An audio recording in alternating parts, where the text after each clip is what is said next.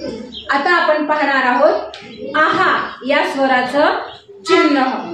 आता आहा या स्वराचं चिन्ह असते हे पाठीमागं दोन डॉट याला म्हटलं जाते विसर्ग। मग हे कसं लावायचं? जसं अच्या मागे लावलं तसंच प्रत्येक व्यंजनाच्या मागे हे असं लावायचं। ठीक आहे?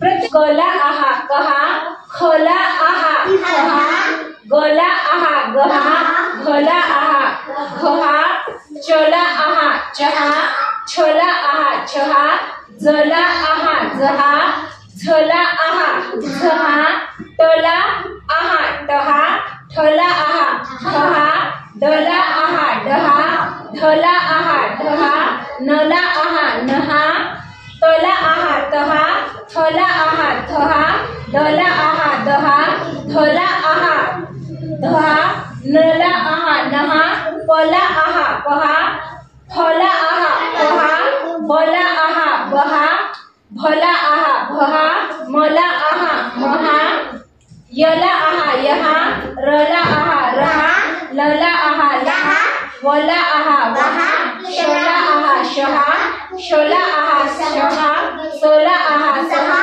हला आहा हहा, रला आहा रहा, शला आहा शहा, ज्ञला आहा ज्ञहा, त्रला आहा त्रहा आणि श्रला